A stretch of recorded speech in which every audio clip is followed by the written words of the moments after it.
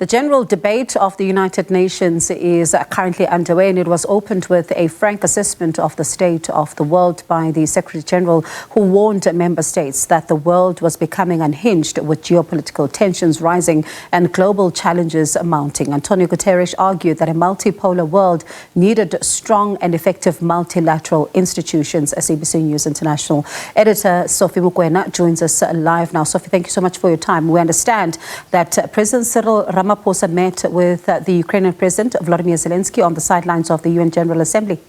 Yes, indeed. A minute ago, I heard from Sharon Bryce-Peace, our colleague at the UN, saying that the spokesperson of the president has just confirmed that President Ramaphosa was able to meet the president of Ukraine, Zelenskyy, on the margins of the UN. You know that the president is part of the delegation from the continent who visited Ukraine and also Russia with the hope of bringing the two parties together. And I think the conversation revolved around that, and they were taking forward the conversation because they are in touch. They are continuing to engage all stakeholders on this matter. And I think the president did use the opportunity to continue with that process of diplomacy.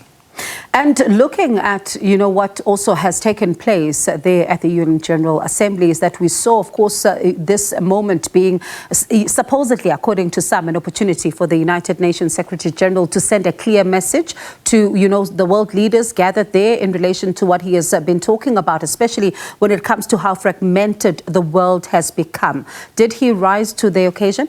Yes, indeed. He emphasized the fact that multipolar world, yes, well and good. If you don't have strong multilateral institutions, you are going to have a problem. Currently, the UN Security Council is very weak. For example, as we speak now, the 4 P5 members are not there. China, Russia, France, and the United Kingdom. These are critical countries, particularly if you were to look at what's happening in Ukraine currently. You need these leaders to be in one room so that they can find a way to bring peace in that country, but they are not there.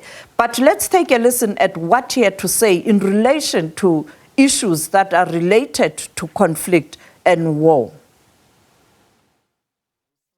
It falls to us, through our actions, to apply that determination to the challenges of today, being faithful to the Charter of the United Nations. Excellencies, it starts with determination to uphold the Charter's pledge for peace. Yet, instead of ending the scourge of war, we are seeing a surge of conflicts, coups and chaos. If every country fulfilled its obligations under the Charter, the right to peace would be guaranteed. When countries break those pledges, they create a world of insecurity for everyone. We also saw Brazilian president making a comeback, and one of the things that one heard is how what is happening is also impacting the poorest of the poor. You think about the socioeconomic conditions. What else did he have to say? Well, he spoke about the main issue, or the elephant in the room, the war in Ukraine, but also conflict on the continent. We know in terms of the coups in West Africa, that is part of the instability that we see. And he was able to bring that seniority and experience in terms of rallying member states in relation to how they should navigate this problem. And he was quite strong. The Lula, we know, part of the speech focused on social issues as a socialist and a leader of a workers' party. And his interest is more on ordinary people. But let's take a listen at what he had to say in relation to peace and security. Armed conflicts are an offense to human rationality. We know the horrors and suffering produced by all wars. Promoting a culture of peace is a duty for all of us. Building it requires persistence and vigilance. It is disturbing to see that old unresolved disputes persist and new threats emerge or gain force. The difficulty of guaranteeing the creation of a state for the Palestinian people clearly shows this. Added to this case, the persevering humanitarian crisis in Haiti, the conflict in Yemen, threats to Libyan national unity, and institutional ruptures in Burkina Faso, Gabon, Guinea, Conakry, Mali, Niger, and Sudan. In Guatemala, there's a risk of a coup d'etat, which would prevent the winner of the democratic elections from taking office. The war in Ukraine exposes our collective inability to enforce the purposes and principles of the UN Charter. We do not underestimate the difficulties in achieving peace. But no solution will be lasting if it is not based on dialogue. And never one to mince his words. Even as you were listening to him earlier on, he was quite frank. But there's someone else who also, spoke during this particular debate. We saw President Biden speaking as well, and I wonder how his message was received.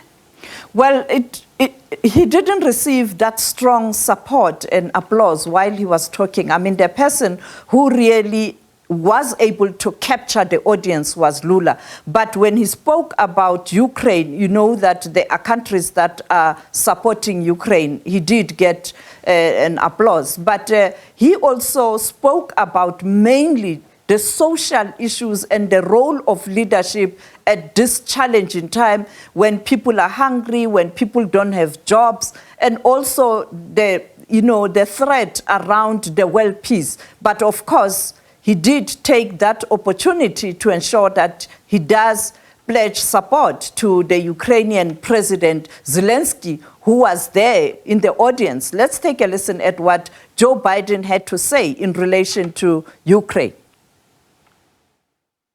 This gathering, dedicated to peaceful resolution of conflicts, is darkened by the shadow of war. An illegal war of conquest brought without provocation by Russia against its neighbor Ukraine. Like every nation in the world, the United States wants this war to end. No nation wants this war to end more than Ukraine. And we strongly support Ukraine in its efforts to bring about a diplomatic resolution that delivers just and lasting peace. But Russia alone bears responsibility for this war. Russia alone has the power to end this war immediately. And it's Russia alone that stands in the way of peace, because Russia's price for peace is Ukraine's capitulation, Ukraine's territory, and Ukraine's children.